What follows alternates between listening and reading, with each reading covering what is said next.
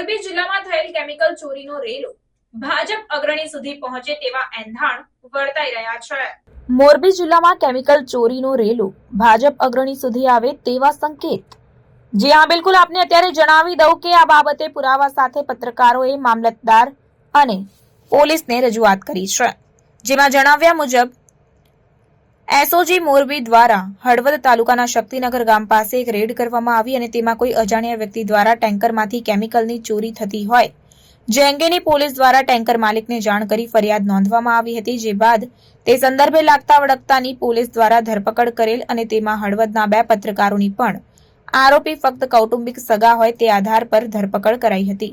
ત્યારબાદ તેઓને કોર્ટમાંથી જામીન પર મુક્ત પણ કરવામાં આવ્યા હતા। તપાસ દરમિયાન તારીખ 17 સપ્ટેમ્બર 2024ના રોજ આરોપી એવા હરેશભાઈનું પોલીસ દ્વારા નિવેદન લેવામાં આવ્યું અને તેના નિવેદન મુજબ તેઓએ ચોરી સબબ હળવદ ખાતે રહેતા અને ભારતીય જનતા પાર્ટીના આગેવાન એવા નયનભાઈ ઠાકરશીભાઈ દેત્રોજા તેઓની સાથે સંકળાયેલા છે।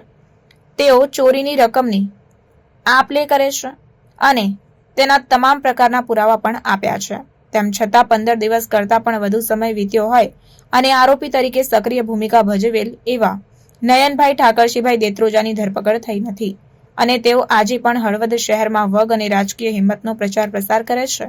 ત્યારે તેઓ વિરુદ્ધ કાર્યવાહી કરવામાં નહીં આવે તો ગાંધી ચિંધ્યા માર્ગે આંદોલન કરવાની ચીમકી પણ પત્રકારો દ્વારા ઉચ્ચારવામાં આવી છે।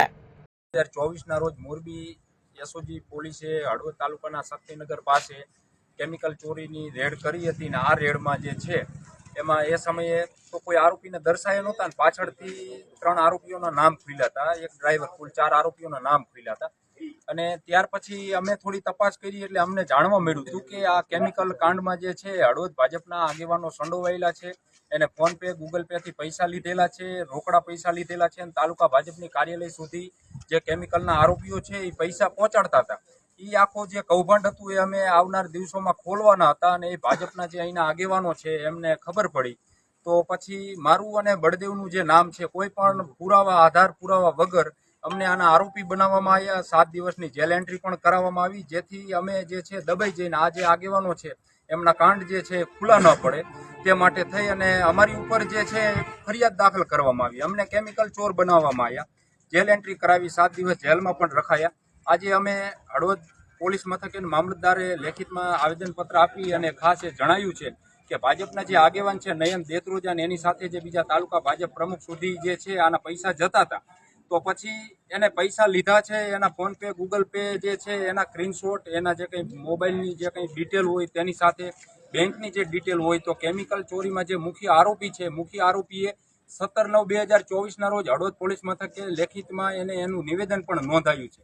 તેમ છતાં પણ જે પોલીસ છે આરોપી સામે કોઈ પણ પ્રકારની કાર્યવાહી કરતી નથી। કાર્યવાહી એટલા માટે નથી કરતી કે આ કેમિકલ ચોરીમાં જે લોકો સંડોવાયેલા છે તો એ ભાજપના આગેવાન છે, જયંતિ કવાડિયા અને એની જે આખી ટોળકી છે, આ ટોળકી જે છે મિત્રો એના કારણે આરોપી સામે કોઈ પણ પ્રકારની કાર્યવાહી થતી નથી। જરૂરી પુરાવા હોવા છતાંય અમારી સામે પુરાવા ન હોવા છતાંય અમારી જે છે રાત્રિના સમયે ધરપકડ કરી, અમને જેલમાં પુરાયા, પુરાવા ન હોવા છતાંય।